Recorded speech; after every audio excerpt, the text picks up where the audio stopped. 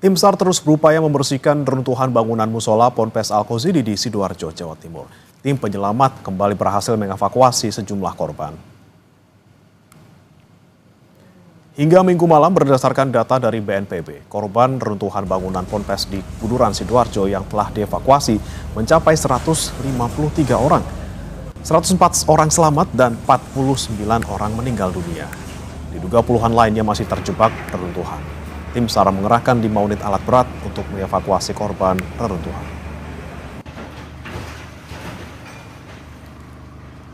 Sesuai dengan data dari 167 yang sudah terevakuasi ada 40, sehingga masih ada sekitar 20 orang lagi yang belum terevakuasi. Dari 40 jenazah yang sudah kita temukan, 8 sudah teridentifikasi, kemudian masih ada 32 orang lagi yang belum teridentifikasi. Sesuai dengan yang disampaikan oleh DVI bahwa proses ini memakan waktu paling cepat 3 hari. Untuk mengetahui perkembangan terkini evakuasi korban Ponpes ambruk, kita sudah terhubung dengan jurnalis Kompas TV, Arif Hidayat, dan juru kamera Dika Pratama di TKP di Sidoarjo, Jawa Timur. Dan juga ada Alfian Rahman serta juru kamera Hilmi Ardiantovani di Rumah Sakit Bayangkara Polda Jawa Timur di Surabaya. Kita ke Arif terlebih dahulu. Arif, selamat pagi. Bagaimana suasana evakuasi korban pagi ini? Apakah betul hari ini adalah hari terakhir setelah sepekan berlangsung evakuasi?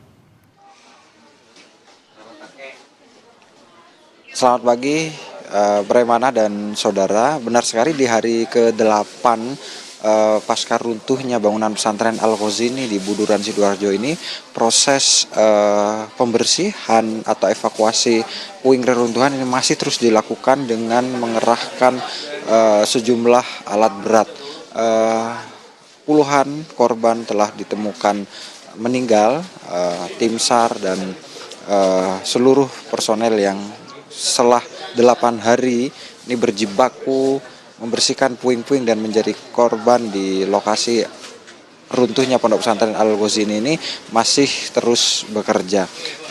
Apa saja yang akan dilakukan hari ini dan apa targetnya, karena memang puing reruntuhan ini tinggal 20% begitu. Saat ini saya sudah bersama dengan Bapak Nanang Sigit, Kepala Kantor SAR Surabaya. Selamat pagi, Pak Nanang.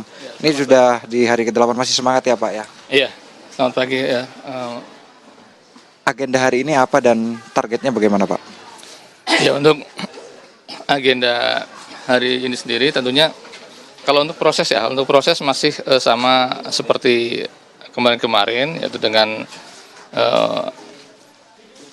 menggunakan alat berat untuk menyingkirkan beberapa material bangunan yang masih ada, dan tentunya kami juga masih melaksanakan kemudian memonitor kemungkinan ada dan tidaknya korban ya yang masih di bawah reruntuhan tersebut. Jika kemudian menggunakan ekskavator itu memindahkan material kemudian terlihat ada korban yang ada di situ, baru kami akan mengakses masuk untuk melaksanakan evakuasi tentunya dengan cara manual ataupun menggunakan peralatan-peralatan ekstrikasi. Ini materialnya kan tinggal 20% Pak, apa kesulitannya begitu?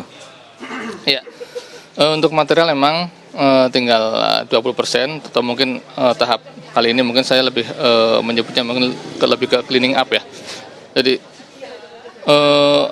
yang kemudian menjadi kesulitan sebenarnya adalah dari bangunan itu sendiri, bahwa material bangunan yang tinggal 20% itu terdapat kolom-kolom betonan yang posisinya miring dan masih menyangkut atau tergabung dengan bangunan yang ada di sebelahnya yang kondisi bangunan masih utuh.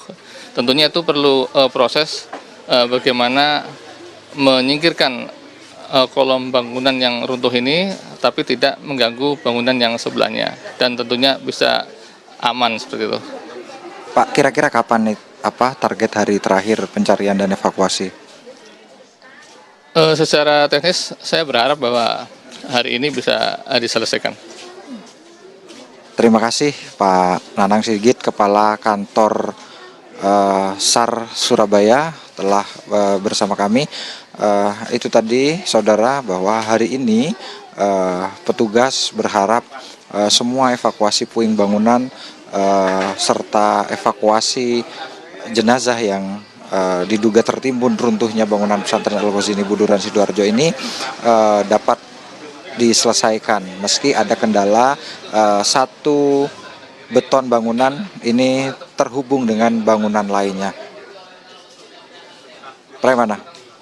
Baik, targetnya akan selesai di hari ini. Terima kasih Arief Hidayat dan juga juru kamera Andika Pratama. Kita akan bergeser dari Sidoarjo ke Surabaya. Saudara, sudah ada jurnalis Kompas TV Alfian Rahman serta juru kamera Hilmi Ardianto Fani di Rumah Sakit Bayangkara, Polda Jawa Timur. Selamat pagi Alfian, apakah ada perkembangan terbaru soal jumlah korban yang meninggal dan sudah berhasil diidentifikasi?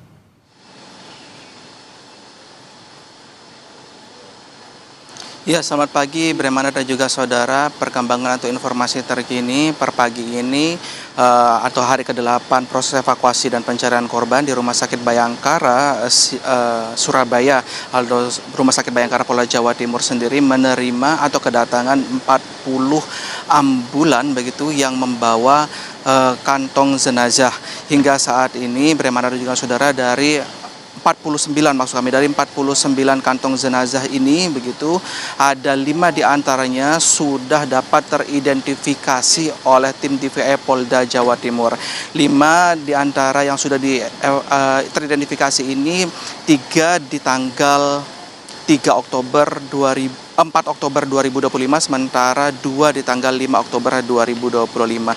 Otomatis hingga saat ini masih ada sekitar 44 kantong jenazah yang masih dalam proses identifikasi lebih lanjut oleh tim DVI Polda Jawa Timur. Sementara itu untuk sampel DNA ini kami dapatkan informasi dari pos mortem atau posko pos mortem yang ada di Rumah Sakit Bayangkara Surabaya sendiri. 49 sampel DNA ini memang sudah dikirim oleh tim DVI Polda Jawa Timur ke Pusdokes Mabes Polri yang ada di Cipinang, Jakarta Timur untuk proses pencocokan data dari data yang dimiliki oleh korban dengan data yang dimiliki oleh keluarga korban. Untuk prosesnya sendiri memakan waktu hingga 2 atau sampai 3 minggu. Sementara untuk identifikasi lainnya yang dilakukan di Rumah Sakit Bayangkara dengan menggunakan berbagai macam cara, seperti salah satunya dengan menggunakan sidik jari dan juga bentuk gigi. Sementara untuk sidik jari sendiri ada terkendala terkait identitas begitu. Bremana dan juga saudara, seperti yang kita ketahui sebagian besar dari korban meninggal dunia yang ada di TKP ini merupakan korban anak-anak di bawah umur yang otomatis belum memiliki kartu tanda penduduk atau KTP. Oleh sebab itu, posko antemortem meminta keluarga untuk melengkapinya dengan data lain seperti data dari ijazah dan juga raport. Dan ini masih berlanjut, kami juga masih menunggu informasi perkembangan pada hari ini. Bagaimana?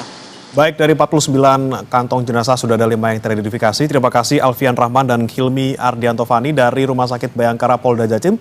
Dan juga sebelumnya ada Arief Hidayat dan juga Andika Pratama dari lokasi ambruknya Ponpes di Sidoarjo, Jawa Timur. Selamat bertugas kembali.